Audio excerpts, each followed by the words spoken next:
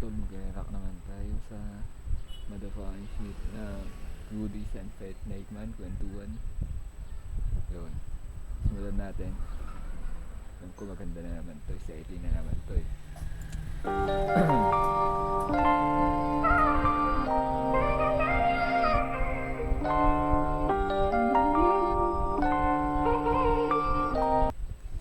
Di ba kakakulab lang nila? Kulab ulit no? Takay na tigas eh. Ganda din kasi ng pasok ng Nate man tapos si Dudes. Oh no way, PK! Pasensya na pala kung medyo maingay dito. Takay na kasi may trabaho eh. Kumbaga sisingit ko lang to, wala kasing ginagawa. Yo, kung alam niyo lang yung pinagdaanan ko para lang maayos sa sarili ko.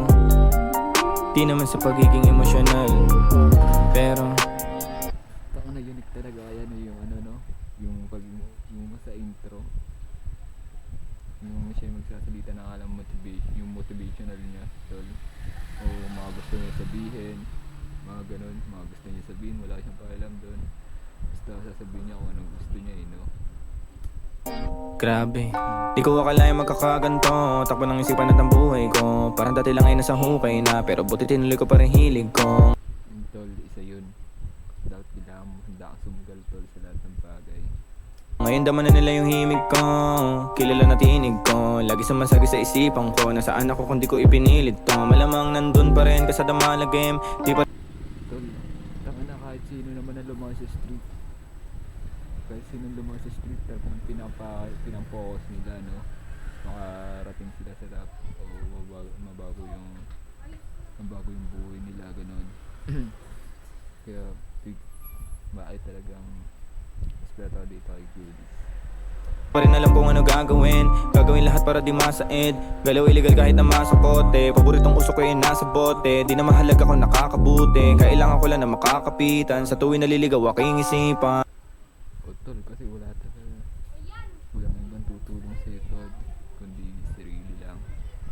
Kung naintindihan mo yung music ni Woods, alam niyo naman na tungkol sa buhay eh.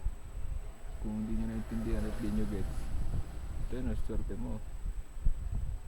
Yeah, di nila alam itinaya ko buhay ko para ulit makapagsimula. Patunay to na pwede pa rin merong mapala. Isip na paikot-ikot datit na pariwara.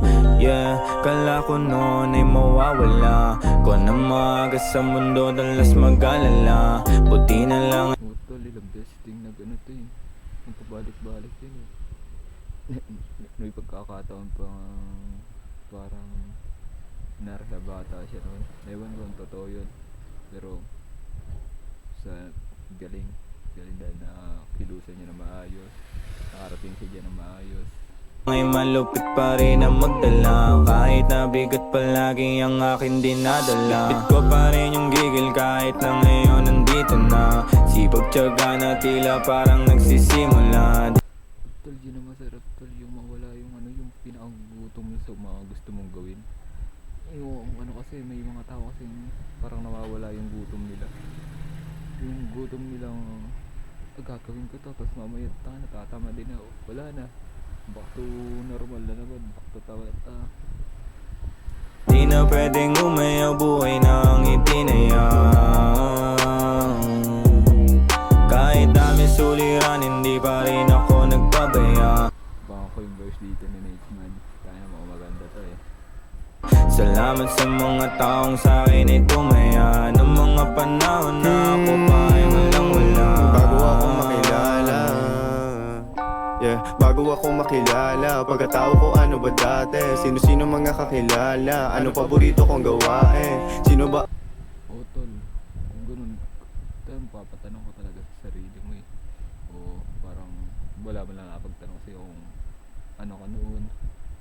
Kasi sa ngayon, tanga ng pera na, pag pera na talaga nagsasalita, talagang paano mo lahat eh. Kampi mo talaga lahat eh. Pag pera talaga nagsasalita. Yung mga dating walang paalam sa'yo, ngayon, nalalapit na. Ganun. Ang naging kadikit, nakasama sa hirap man o sakit. Ang lahat di ko pa nakalimutan. Kaya support talaga sa mga day ones.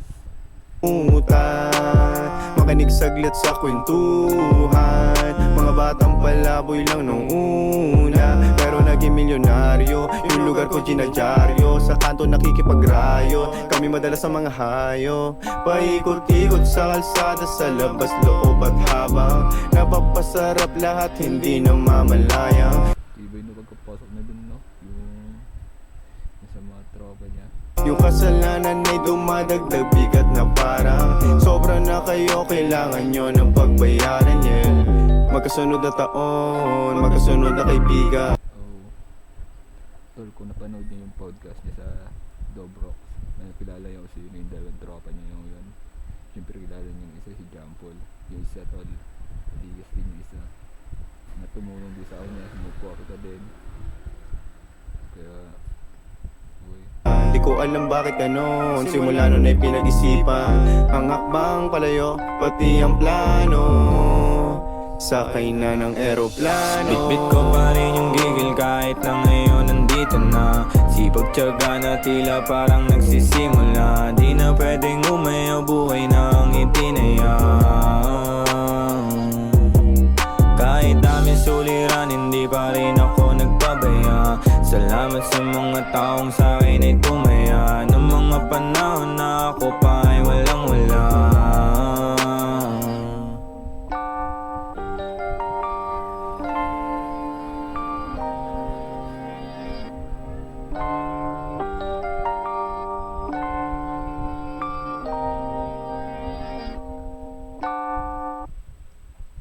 Tol, na masasabi ko sa video na to, simple lang talaga, dahil kailangan mo lang magsimikap, magsipag ka, tol. Wala mo na yung mga shit na nangyayari sa buhay mo, iwanan mo, tol. Kaya big support, alam niyo na, yun lang, at wala na iba. Acho.